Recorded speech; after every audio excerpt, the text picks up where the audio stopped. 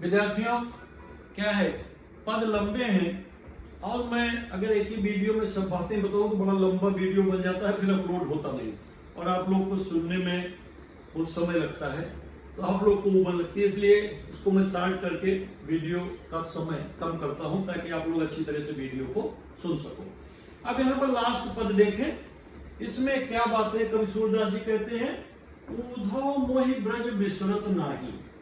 जब उद्धव जी कृष्ण को पिछला जो संदेश सुनाए कि पशु पक्षी तक दुखी हैं, यात्रियों ने उस रास्ते पर आना जाना छोड़ दिया है, ऐसे ब्रज के गोकुल के लोगों की दशा बुरी हो गई है, गोपी ग्वाल बाल गायें पशु पक्षी सब व्यथित है आपके बिना, जो कोई जाता है उसके चरणों में लिपट जाते हैं, इतने प्रश्न पूछते हैं, इतने प्रश्न करते हैं कि यात्रियों ने उस मार्ग से आना जाना छोड़ दिया।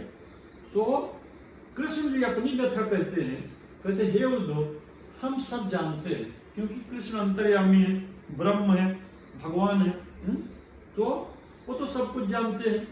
कहते उद्धव मोहि ब्रज बिसरत नहीं, मैं सब बातें जानता हूं और मुझे भी ब्रज प्रदेश भूलता नहीं।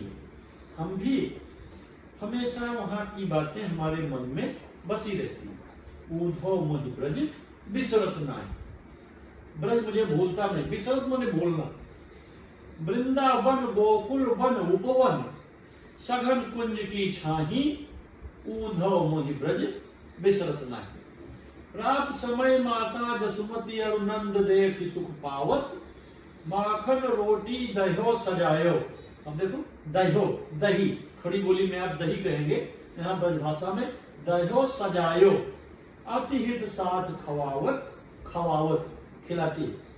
गोपी ग्वाल बाल संग खेलत, सब दिन हसत सिरात, सूरदास धन धन ब्रजवासी, दिन सो हितु जद तात, उद्धव मोहि ब्रज बिसरत नाही। उद्धव जी ने जब ब्रज का वर्णन कृष्ण से किया कि ब्रज के लोगों की कैसी दशा है आपके बिना, किस तरह से सारे लोग दुखी हैं, पेड़ों के पत्ते तक झड़ गए हैं, पेड़ों पर जो पक्षी बैठते हैं ब्रज के लोग उनसे संदेशा पूछते हैं, पक्षी उड़ जाते हैं। उस मार्ग से आने जाने वाले पथिक इतने परेशान हो गए हैं उन लोगों से संदेशा बता बता करके कि वे लोग पैरों में बैठ जाते हैं, पैर पकड़ लेते हैं, हाथ जोड़ लेते हैं, उन्हें जाने नहीं देते कि संदेशा बताओ।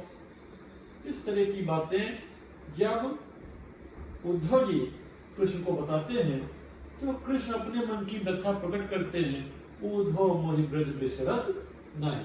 हे उद्धव जी, मैं भी ब्रज प्रदेश को भूलता नहीं।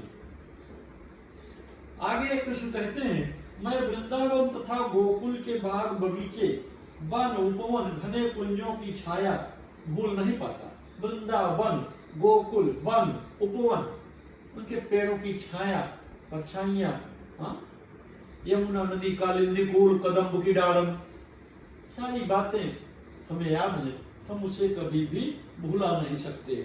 और क्या क्या बातें याद है देखिए, मुझे अपनी माता यशोदा तथा पिता नंद के दर्शन का सुख भी याद आता है। वहां रहते थे तो किस तरह से नंद और यशोदा मैया उन्हें प्रातः माखन रोटी खिलाती और तरह तरह के व्यंजन खिलाती, उन्हें देख देख करके आनंदित होती। गोपी ग्वाल वालों के साथ खेलते कूदते हंसते गाते किस तरह दिन व्यतीत हो जाता। अब यहाँ से मथुरा आकर के वहां दूसरे बड़े बड़े कार्यों में फंस गए, अतः उनका मन भी ब्रज प्रदेश में रमा हुआ है। रात समय माता जसुमती और नंद देख सुख पावत, किस तरह से प्रातः काल सुबह उठने पर माता यशोदा और मैं नंद बाबा के दर्शन का सुख प्राप्त करता था, वो मुझे याद आता है। माता यशोदा माखन रोटी दह्यो सजायो अतिहित साथ खिलावत, मक्खन रोटी का भोजन दोस्तों के साथ बड़े प्रेम से मुझे कराती थी। कृष्ण जी माखन खाते, उन्हें माखन चोर भी कहते हैं। देखते हैं, इसीलिए अभी जब दही हंडी होती है तो वहां माखन का हंडी में भरा जाता है और फिर बालक कृष्ण के रूप में, कृष्ण का रूप जो बनते हैं बालक, उसे फोड़ते हैं। कृष्ण इस तरह से माखन खाया करते थे। तो गोपी ग्वाल बाल संग खेलत, मिलजुल कर खेलते, नाचते गाते, बंसी बजाते, पेड़ों पर बैठ करके, सब दिन हंसत सिरात। इस तरह पूरा दिन हंसते गाते खेलते कूदते बीत जाता था। सूरदास धनी धनी ब्रजवासी, जिन सो हेतु जद तात। सूरदास जी कहते हैं ब्रज प्रदेश के लोग ब्रजवासी धन्य हैं, जिनके सखा, जिनके मित्र, जिनके शुभचिंतक स्वयं भगवान कृष्ण जी। इस तरह की बातें सूरदास जी पद में करते हैं। ब्रज प्रदेश के लोग इतने बड़भागी हैं, भाग्यशाली हैं कि स्वयं कृष्ण उनके सखा हैं, उनके मित्र हैं, उनके साथ खेलते कूदते, मधुर बंसी बजाते हैं और किस तरह से आनंदित होते हैं। तो देख रहे हैं कि पद में चारों पांचों पदों में किस तरह से ब्रजभाषा के माध्यम से, ब्रजभाषा के प्रयोग से महात्मा सूरदास जी ने अपनी हृदय की मधुर भावनाएं यहाँ प्रकट की है। सूरदास धनी धनी ब्रजवासी, जिन सो हित जद तात। हित तैसी जद, भगवान श्री कृष्ण जिनके सखा हैं, जिनके मित्र हैं और स्वयं वहां पर रहते हैं, ऐसे ब्रज प्रदेश के लोग कितने भाग्यशाली हैं, कितने उन लोगों के बड़भागी हैं, किस तरह से स्वयं भगवान का सानिध्य उन्हें प्राप्त होता है। अब यहाँ पर यह सूर सागर से पद लिया गया है विद्यार्थियों। देखेंगे यहाँ पर, यहाँ कुछ थोड़े से और शब्द संसार में नए नए शब्द आए हैं, आप लोग उन्हें देखिए। ऐसे तो मैं पाठ के समय शब्दों की चर्चा किया, बताया हूँ। आप लोग जरा ध्यान दीजिए कि यह विशेष रूप से पद जो है ब्रज भाषा में, तो ब्रज भाषा की शब्दावली खड़ी बोली के शब्दावली से थोड़ा भिन्न है, अलग है। वहां पर शब्दों को क्या कैसा प्रयोग होता है खड़ी बोली में और ब्रज भाषा में, उसके लिए कैसे शब्द आए हैं, इसे आप लोग देखिए तो आपको समझ में आएगा। हितु, हितु माने हितैषी स्नेही, मधुपुरी मथुरा, बल, बल माने बल की, बासर, बासर माने दिन, पावक, पावक अग्नि।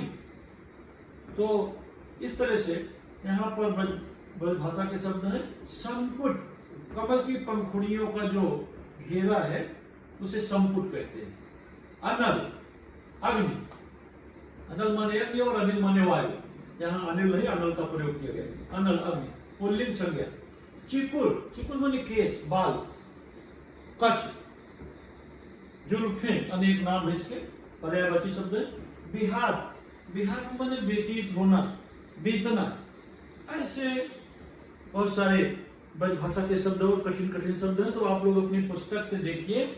जो शब्दों का अर्थ आपको पता नहीं है तो उन नए नए शब्दों को आप लिख लीजिए, लिख करके रट लीजिए, याद कर लीजिए। इससे परीक्षा में आप लोगों को लिखने में सुविधा होगी। धन्यवाद।